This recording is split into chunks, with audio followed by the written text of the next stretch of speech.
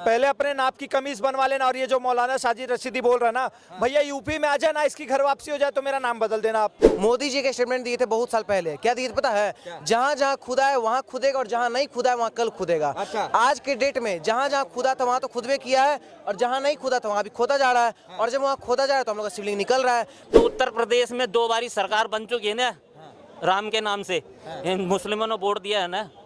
अब ये धीरे धीरे समझने लग गए हैं, ठीक है ना, धीरे धीरे ये और समझ जाएंगे।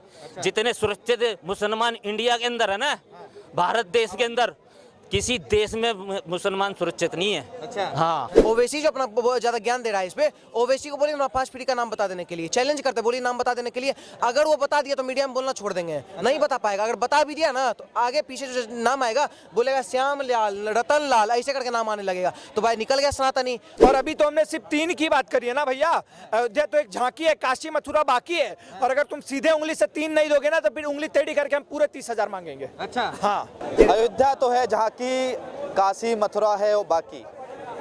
सर्वे की जो सुप्रीम कोर्ट में याचिका लगाई थी वो जारी है, और 18 तारीख को एक कमेटी बन जाएगी जो ईदगाह पे सर्वे करने जाएगी।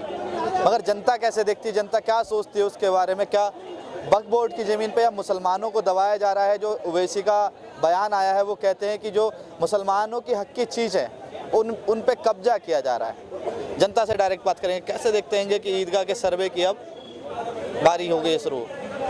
देखिए पत्रकार महोदय, पहली बात आपके चैनल के माध्यम से सभी दर्शकों को जय श्री राम और मेरा भगवा प्रणाम। आपको बता दें कि इस देश में एक प्रधानमंत्री मोदी जी है, छोटे मोटे आदमी तो है नहीं। मोदी जी के स्टेटमेंट दिए थे बहुत साल पहले, क्या दिए थे पता है? जहाँ जहाँ खुदा है वहाँ खुदेगा, और जहाँ नहीं खुदा है वहाँ कल खुदेगा। आज के डेट में जहाँ जहाँ खुदा था वहाँ तो खुदबे किया है, और जहाँ नहीं खुदा था वहाँ भी खोदा जा रहा है। और जब वहाँ खोदा जा रहा है तो हम लोग का शिवलिंग निकल रहा है। अभी के टाइम में हम आपको चैलेंज करते हैं, अगर हम अभी चैलेंज कर दे कि भैया आप यहाँ हटिए, हम यहाँ 5 इंच नीचे जमीन खोदेंगे, यहाँ भी शिवलिंग निकलेंगे, यहाँ भी निकलेंगे। और अगर आप मुस्लिम होंगे, अगर आपका 5 पुश्त पीढ़ी अगर खंगालेंगे तो आप भी हिंदू निकलिएगा, ठीक है? आप भी सनातनी निकलिएगा। तो मोदी जी ये काम कर दिखाने काम किए। 70 साल में जो पार्टी राम मंदिर नहीं दे पाया, सुप्रीम कोर्ट अभी भी है, सुप्रीम कोर्ट पहले भी था, जज अभी भी है, जज पहले भी थे।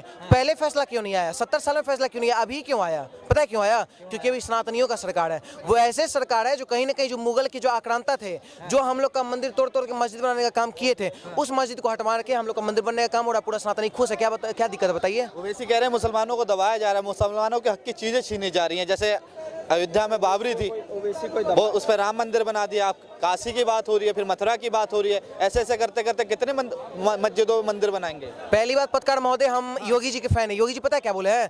कि इस देवपंथ के मौलाना मौलवी को ज्यादा महत्व देने के लिए नहीं, ठीक है? तो हम ओवैसी को महत्व देते नहीं, क्योंकि इस देश का सबसे बड़ा आतंकवादी व्यक्ति वही है। पूछे क्यों बोले? क्योंकि आपको बता दें उसका बाप दादा जो सलाउद्दीन रिजवी था, वो सब एक फौज तैयार किया था, रजाकर का फौज, हिंदुस्तान के आर्मी से लड़ने के लिए। अगर आप हिंदुस्तान के आर्मी से लड़ने के लिए फौज तैयार करते तो आप आतंकवादी हुए या नहीं? तो जिसका बाप दादा आतंकवादी होगा उसके बेटा को हम देशभक्त कैसे समझ ले? तो उसका बात को हम लोग वैल्यू देते नहीं है। दूसरी बात, ओवैसी जो अपना बहुत ज्यादा ज्ञान दे रहा है इस पे, ओवैसी को बोलिए 5 पीढ़ी का नाम बता देने के लिए चैलेंज करते, बोलिए नाम बता देने के लिए। अगर वो बता दिया तो मीडिया में बोलना छोड़ देंगे, नहीं बता पाएगा। अगर बता भी दिया ना तो आगे पीछे जो नाम आएगा बोलेगा श्याम लाल, रतन लाल, ऐसे करके नाम आने लगेगा। तो भाई निकल गया सनातनी। ओवैसी को कौन इस देश में महत्व दे रहा है? मुस्लिम को भड़काने का काम करता है ओवैसी, चाहे वो अकबरुद्दीन हो या बकरुद्दीन हो। अभी के टाइम में जो इस देश में पढ़ा लिखा मुस्लिम है वो भी इसी का सम्मान देता है, ठीक है? कि हाँ भाई मंदिर जो टूटा था वो मंदिर वापस आ रहा है। जमीन खरीद जो हक है मुसलमानों का वो छीन लो। नहीं, मुसलमानों का हक नहीं। आपके अभी पीछे मुस्लिम, आप उनको बुला पूछ लीजिए, उनका हक का थोड़ी छीना जाता है। आप एक बात बताइए ना पत्रकार महोदय, मस्जिद जो है क्यों होता है? अल्लाह को पूजने के लिए होता है ना। तो मस्जिद किसका होना चाहिए? अल्लाह का होना चाहिए। तो बाबरी का कहाँ से मस्जिद आ जाएगा? औरंगजेब का कहाँ से मस्जिद? अकबर का कहाँ से मस्जिद? बाबर अकबर जैसे छक्का लोग का अगर आप मस्जिद बनवाइएगा तो उसको तोड़वे करेंगे, क्योंकि वो लोग आक्रांता थे, वो हमारी बहन बेटी का बलात्कार किए थे, इस देश में आक्रमण किए थे। वो लोग को अगर इस देश में कुछ भी अगर गुलामी मानसिकता है, हर किसी को खत्म करने का बीजेपी सरकार काम कर रहा है, तो हम लोग पूरा सनातनी मन में खुशी का लहर है। अच्छा जी, क्या कहेंगे? जैसे मथुरा की सर्वे की बारी आ गई, अब क्या कैसे देखते हैं आप इसे? मैं तो जो है ना भाई, हमारा जो देश है भारत माता, सल्तनत, 800 साल मुगलों ने राज किया तो उन्होंने अपने तरीके से तोड़ ताड़ के बना लिया। 250 साल अंग्रेजों ने राज करा तो उन्होंने अपने तरीके से पार्लियामेंट, इंडिया गेट और ये कर्नाट प्लेस अपने तरीके से बना लिया, है ना। कांग्रेस ने अकबर रोड बना दिया, शाहजहां रोड बना दिया, ठीक है ना।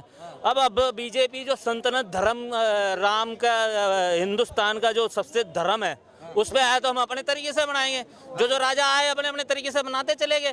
अब ये राजा आया हिंदू तरीके से तो अपने हिंदू तरीके से बनाएगा। बात साफ है। जो जैसे जैसे आया बनाता गया ना, तो जैसे जैसे राज बदलते गए, अब राज आ गया हिंदू होगा तो वो हिंदू अपने तरीके से बनाएंगे। ये सारा ये देश ही हिंदुओं का है। बकबोर्ड की जमीन है, जो ईदगाह है ना, वो बकबोर्ड की जमीन है। ये खुद ही ये जो मुसलमान जो इंडिया और पाकिस्तान के बोलते हैं, ये खुद ही ये हिंदू धर्म की वो है। ये हिंदू है हाँ, सारे हिंदू हैं। उनके पुराना डीएनए उठा के देख लो। अच्छा। हाँ, हिंदुस्तान से जितने भी हिंदुस्तान के मुसलमान हैं, पुराना डीए उठा के देख लो। मैंने उठा के देख लो। एक हाजी से मैंने जब बात करी थी, उठाएंगे तो ये हिंदू ही निकलेंगे। बात तो सुनिए। मुसलमान तो बाद में बने। ये इंसान बन जाए, मुसलमान छोड़ो, इंसान बन जाए। इंसान नहीं है वो। मैं कह रहा हूँ ना, इंसान कुछ है। बाकी जो ऐसे कुछ लोग हैं ना इनके अंदर, जो के मुसलमान सबसे ज्यादा मुसलमान खा रहते हैं इंडिया में। बताना कौन सी स्टेट में रहते हैं? उत्तर प्रदेश में भी सबसे उत्तर ज्यादा। प्रदेश में रहते हैं ना। तो उत्तर प्रदेश में 2 बारी सरकार बन चुकी है ना, राम के नाम से। इन मुस्लिमों ने वोट दिया है ना। अब ये धीरे धीरे समझने लग गए हैं, ठीक है ना। धीरे धीरे ये और समझ जाएंगे। जितने सुरक्षित मुसलमान इंडिया के अंदर है ना, भारत देश के अंदर किसी देश में मुसलमान सुरक्षित नहीं है। अच्छा। हाँ, मुसलमानों को दबाया जा रहा है, उनके हक कोई नहीं दबा रहा है यहाँ पे। चीजें छीनी जा कोई रही नहीं दबा रहा। सबका साथ, सबका विकास। सबका साथ, सबका विकास। मौलाना साजिद बोलते हैं जिस दिन हमारी सरकार होगी, राशन गरीब आज सबको मिल रहा है ना, हिंदू मुस्लिम सबको, मुसलमान सबको बराबर मिल रहा है। सारी चीज बराबर मिल रही है, सब चीज बराबर मिल रही है मोदी की तरफ से। कोई मौलाना साजिद का नाम सुना है? मौलाना मैं नहीं जानता मौलाना साजिद। मैं कहते हैं कि जिस दिन हमारी सरकार आएगी, कहाँ से आ जाएगी? कहाँ से आ जाएगी सरकार? संख्या आ जाएगी? संख्या कैसे आ जाएगी सरकार? बताओ कैसे सरकार आ जाएगी? बताओ। संख्या ज्यादा कितने होगी। सांसद लाएंगे? 80 सीट है। चलो यूपी में मान लेते हैं, यूपी से ही शुरू कर लेता हूँ मैं। यूपी में 80 सीटें हैं। कितने मुसलमान हैं? कितने परसेंट मुसलमान है? बताओ कितने परसेंट मुसलमान? 18%। 17-18%। तो कितनी सीट बनेगी 17-18% से? 35 सीट बन जाएंगी। 35 सीट से सरकार बना लेंगे यूपी में। 35 सीट से सरकार बना लेंगे यूपी में। तो फिर कैसे वो कह रहे हैं भारत में कैसे बना लेंगे? एक ना एक दिन हमारे भारत में कैसे बना लेंगे? मुसलमान सरकार कैसे बना लेंगे? बताओ कैसे बना लेंगे? ये बाबूजी फिर तो हाँ, क्या आप अपना जो पहले बोल रहे थे ना सर, स्टेटमेंट कंप्लीट कर लीजिए, फिर मैं जवाब देता हूँ। मौलाना साजिद ने कहा है कि जिस दिन हमारी संख्या ज्यादा होगी, डीएम हमारा होगा, कोर्ट हमारा होगा, सरकार हमारी होगी, उस दिन हम राम मंदिर को भी गिरा देंगे। भैया तुम 1500 साल पहले आए थे। 1500 साल से लेके आज तक 2023 आ गया, अभी तक अपने नाम की तुम कमीज, अपने नाम की कमीज तो बना नहीं पाए हो। और तुम चले थे बाबरी मस्जिद बनवाने। पहले अपने नाम की कमीज बनवा लेना। और ये जो मौलाना साजिद रशीदी बोल रहा है ना, भैया यूपी में आ जाए ना, इसकी घर वापसी हो जाए तो मेरा नाम बदल देना आप। ये सिर्फ और सिर्फ जहाँ कांग्रेस की सरकार है या जहाँ चिंदी गठबंधन, जहाँ कटवों की सरकार है ना, ये सिर्फ और सिर्फ वही बड़े बड़े ज्ञान देते हैं भैया। और जहाँ पे सेक्युलर जिसको बोलते हैं ये लोग, सो कॉल्ड सेक्युलरिज्म, ये वही चलता है कि भैया हम तोड़ के बाबरी मस्जिद तालीम कर देंगे, तोड़ के फिर से ईदगाह बनवा देंगे, तोड़ के फिर से ज्ञानव्यापी बनवा देंगे। तो ये सब उसी जगह पे बयान देते हैं जहाँ पे इनको पता है कि कोई कार्रवाई नहीं होने वाली। यूपी में जाके बयान दे दे, एमपी में दे दे, उत्तराखंड में दे दे, वहाँ इनके मुंह से चू तक नहीं निकलेगी। अच्छा। हाँ, और अभी तो हमने सिर्फ 3 की बात करी है ना भैया। अयोध्या तो एक झांकी है, काशी मथुरा बाकी है। और अगर तुम सीधे उंगली से 3 नहीं दोगे ना, तो फिर उंगली टेढ़ी करके हम पूरे 30,000 मांगेंगे। अच्छा। हाँ, और लेंगे, झक मार के लेंगे। और अब हमारे माथे पे सेक्युलरिज्म का थप्पा नहीं है भैया, मैं कम्युनल हूँ। मंदिर से रोजगार क्या मिलेगा? मंदिर से रोजगार क्या मिलेगा? हाँ, क्या मिलेगा मंदिर से? वहाँ कोई हॉस्पिटल होना चाहिए या कुछ और होना चाहिए था? मंदिर जब बना है ना, मंदिर के बगल में 5 एकड़ की जमीन मिली है मस्जिद बनाने के लिए। तो ये लोग तो कहीं भी सड़क पे भी बैठ के नमाज पढ़ लेते हैं, पार्क में नमाज पढ़ लिया, ट्रेन में, प्लेटफॉर्म पे, एयरपोर्ट पे भी नमाज पढ़ लिया। तो भैया तुम्हें मस्जिद की जरूरत नहीं है तो वहाँ पे बड़े सा IIM खोल दो या बड़ा सा IIT खोल दो। जो ईदगाह जैसी मस्जिद है, या अगर हमारा जामा मस्जिद है दिल्ली पे बहुत बड़ा, उसको तोड़ के बहुत बड़ा विश्वविद्यालय बनवा दो। हम अपने मंदिर की अब 1 इंच जमीन भी नहीं छोड़ने वाले। अच्छा। तो मौलाना साजिद जो कहते हैं, क्या कभी वो पॉसिबल हो पाएगा? मौलाना साजिद रशीदी 60-65 साल के हो गए, 2-4 साल में वो निपट लेंगे। वो हिंदुस्तान पाकिस्तान का बंटवारा हुआ था तो मुसलमानों की संख्या कितनी हुआ करती थी? भैया मुसलमानों की संख्या तब हुआ करती थी शायद 8-10 करोड़ मुश्किल से। आज कितने? आज भैया 40 करोड़ है। उसके बावजूद गलत क्या कहते हैं, सही कहते हैं? तो 26 करोड़ होने ये 8 करोड़ से तुम 40 करोड़ पे आ गए, अभी भी खतरे में ही हो। अच्छा। और अगर हम इतने ही वायलेंट होते ना तो 500 साल राज वेट नहीं करते और कोर्ट में नहीं लड़ते भैया। रातों रात 100 करोड़ सनातनी आज भी है भारत में, रातों रात तोड़ के अयोध्या को राम मंदिर बन गया होता अभी तक। तो भैया तुम हमें सहिष्णुता का ज्ञान हमें तो मत ही दो। और अगर साजिद रशीदी जैसे लोग चाहते हैं ना भैया कि ये भी हो जाए, तो इंतजार करें, वो भी बहुत जल्दी हो जाएगा। अच्छा, अभी ओवैसी का एक बयान आया है कि मुसलमानों की जमीन पे कोर्ट जो है वो हक जमा रहा है, क्या कानून पे उन्हें भरोसा नहीं है? ओवैसी सिर्फ बयान ही देते हैं। इसके पहले उन्होंने ये भी बयान दिया था, योगी मठ में चला जाएगा, मोदी पहाड़ों में चला जाएगा, हिंदुओं तब तुम्हारा क्या होगा। उसके बाद जब गोधरा में पुलिस ने कांड कर दिया, पता चल गया हिंदुओं का क्या होगा, पता चल गया राम मंदिर बन गई।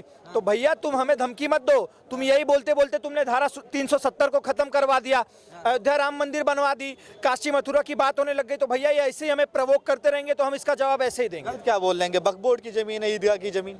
वक्फ बोर्ड इनके बाप लेके आए थे ना, वक्फ बोर्ड इनके बाप नेहरू और सोनिया इंदिरा जैसे लोग लाई थी।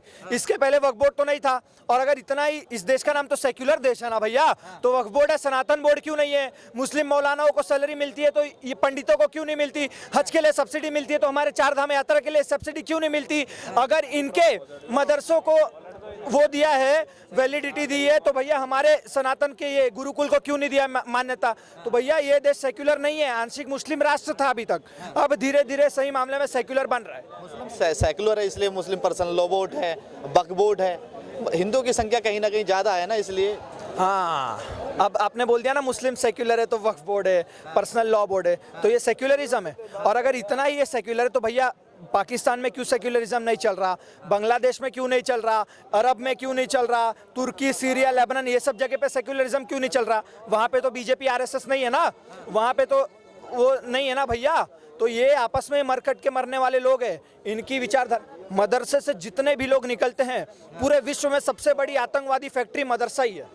तो सबसे पहले उसको बंद कर दोगे ना तो आधा देश तो अपने आप शांत हो जाएगा। अच्छा, एपीजे अब्दुल कलाम कहाँ से निकले थे? एपीजे अब्दुल कलाम गीता पढ़ते थे।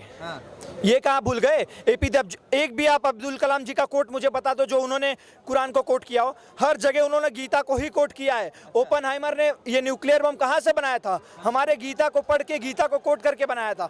तो भैया हमें मत सिखाओ, सनातन का ना आदि है ना अंत है, ऐसा हमारा धर्म है। तो अगर हम चाहेंगे ना तो भैया रातों रात सब बदल देंगे, बस चाह नहीं रहे अभी।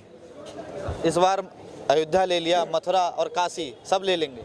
सब ले लेंगे, हमारा ये तो हम तो लेंगे ही। अच्छा, हम इतना बड़ा दानवीर नहीं है कि भैया सरकार चल रही है। अगर ऐसी तानाशाही होने से 10वें नंबर की 5वें नंबर की अर्थव्यवस्था बन जा रही है, Bharat mobile export, automobile export में दूसरे नंबर पे आ जा रहा है, तो भैया मैं तो चाहूंगा पूरे विश्व में तानाशाही चले। क्या दिक्कत है? सही कहती है कि बीजेपी हिंदू मुसलमान करती है, मुसलमानों को दबाया जाता है। बीजेपी हिंदू मुसलमान नहीं करती, बीजेपी हिंदू हिंदू करती है। अच्छा। और अगर ये हिंदू मुसलमान ना करते तो आज तक जो लोग टोपी पहनते थे, इसके पहले 2014 के पहले मुझे आप एक प्रधानमंत्री बता दो जो केदारनाथ गया हो, जो बद्रीनाथ गया हो, जो काशी विश्वनाथ गया हो, जो अयोध्या गया हो। और आज ये लोग नहीं कुछ मिल रहा है, जल्दबाजी में कोर्ट के ऊपर ही जनेऊ धारण कर ले रहे हैं। किसी के अखिलेश जी के बाप ने कार सेवकों पर गोली चलवाई थी, आज बेटे के सपने में कृष्ण जी आ रहे हैं। ये उसके बाद केजरीवाल खुद को कृष्ण का वंशज बता रहे हैं। तो भैया ये बदलाव दिख रहा है कि अब हिंदू मुसलमान नहीं, हिंदू हिंदू की पॉलिटिक्स चल रही है।